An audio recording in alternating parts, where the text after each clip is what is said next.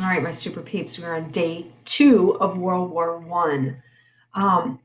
So let's kind of review for a little bit here. We know that in July of 1914, Austria-Hungary declared war on Serbia. And then the next month, all these other countries started declaring war on each other. And for the most part, these countries thought that this war would be over in 3 weeks. And they thought they'd be home by Christmas. War started in 1914 and did not end until 1918, so definitely not a short war as anticipated. I'll let you look through some of those on your own. We're going to start on the Western Front, and we know that Germany's original plan was to go and attack France. Let's get done with France, and then we'll go worry about the ginormical Russian military. So what they ended up doing was marching through neutral Belgium, and at that point, that brought in Great Britain because Great Britain's like, "Boom, I got y'all back, Belgium," and Germany continued into France. But what I thought was neat about the Battle of Marne is right here. The French loaded up 2,000 taxi cabs with fresh troops and sent them to the front line. So you've got all these French soldiers arriving in taxi cabs, which I thought was kind of cool. Now, the whole Battle of Marne ended up being a stalemate because what ended up happening is the French troops dug trenches, the German troops dug trenches, and it was a stalemate. And so they literally stayed there until the end of the war, guns pointed at each other. So, but I thought the taxi cabs were kind of cool. All right. So on the Eastern Front, we've got Russia. Russia was not a power player at all in World War One. They had a lot to worry about on their own homeland, which we'll get to tomorrow. But you can see here that they lost 2 major battles. For the most part, all that Russia did was they defeated Austria-Hungary and threw them out of Serbia. Because remember, Serbia's major ally was Russia. So kudos to Russia for doing what they told Serbia they would do. So I'm not going to talk too much about them yet. But in regards to the war, they just really weren't that big of a power player. Italy ended up betraying their alliance because they used to be part of the Triple Alliance. The Allied powers ended up offering Italy some land, and they ended up attacking Austria-Hungary and switched sides. So at this point in review, we've got the Triple Alliance, which in this image is known as the Central Powers, which is Germany, Austria, Hungary. Now, eventually, Bulgaria and the Ottoman Empire will join. And then the good guys, which was known originally as the Triple Entente, is now known as the Allied powers. And you can see that Italy is now part of that power. So Italy switched sides. All right. Ultimately, Russia ended up losing. This should be 2.5 million Russians were killed, captured, or wounded by the Germans. So, like I said, they just were not a big power move player at all.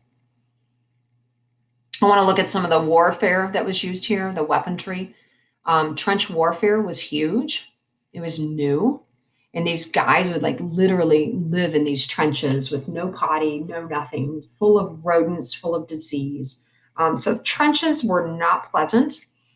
Barbed wire was also introduced into World War One. So what they would do is they would put barbed wire surrounding their trench to slow down the enemy that was like over here.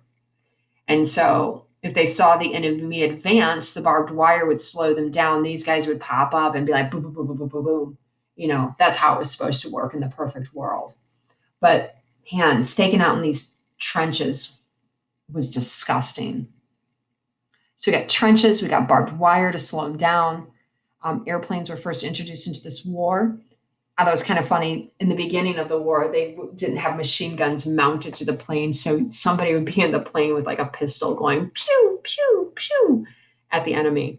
But eventually, technology changed and machine guns ended up being mounted. So that was kind of cool.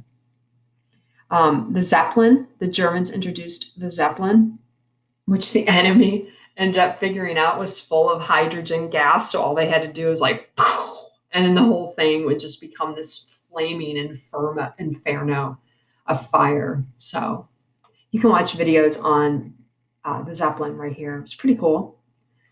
Tear gas was also used. You can watch this video if you have interest in that. And so a lot of images of World War One soldiers are wearing gas masks because those trenches would get filled with tear gas from the airplanes. So crazy. Like I said here, Bulgaria and the Ottoman Empire ended up joining the bad guys. The British Empire is going to take their forces from India, Australia, New Zealand to defeat the Ottoman Empire. They're actually going to fall apart at the end. Um, in regards to the United States entering the war, we have a big body of water between us and Europe, which is what? I hope you said the Atlantic Ocean. And let me scroll down here. You've got these all over the Atlantic Ocean, which are German U-boats. And a lot of times they would have unrestricted warfare, meaning that they would just take out any boat that they see. It doesn't even matter that it's a passenger boat. Torpedo, there goes the passenger boat. We were sending a lot of aid over to Europe. And Germany was like, well, we can't tell if it's a passenger boat or an aid boat, so we're just going to take them all out. And even at one point, they said that the German U-boats would surround Great Britain and starve them into submission. So Great Britain would get absolutely no supplies. But obviously, that did not work. But one of the things that brought the United States into the war eventually, we're not going to join until 1917, it's not only the U-boats, but also what they did to the Lusitania. This was a big one, okay? It was a British cruise liner, and it had over 100 American passengers on board, and U-boats took it out and killed everybody. But we cared because it had 100 Americans on it. Now that was in 1915. Unrestricted U-boat warfare was being used. So there's two things there, but we're not going to join, like I said, until 1917. And one of the big things that your book does not even talk about is the Zimmermann Telegraph. And the Zimmermann Telegraph was a note that was sent from the German ambassador to the Mexican ambassador that said, hey, if the United States declares war on us, Germany, Mexico, will you please declare war on the United States? That way they're distracted, and we will help you get back the land that you lost from America. So Texas, New Mexico, Arizona. And it was intercepted, of course. And then not shortly after that is when we joined the war. So I believe that note came in January 1917, and we entered the war in April 1917. So we joined at the very end of this war. But it gave the Allies the psychological boost that they needed.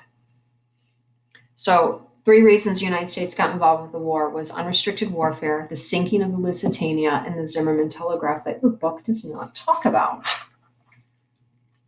I'm trying to see, make sure your book doesn't talk about it. Yeah, I'm not seeing it. Crazy. Anyway, all right, let's keep going on. One of the other things that your book does not talk a whole lot about is the Spanish flu. And the Spanish flu killed 50 million people. And it was a very big deal because our soldiers were actually taking the flu over to Europe with them and going in these trenches. So, like I said, trench warfare was horrible. It was horrific.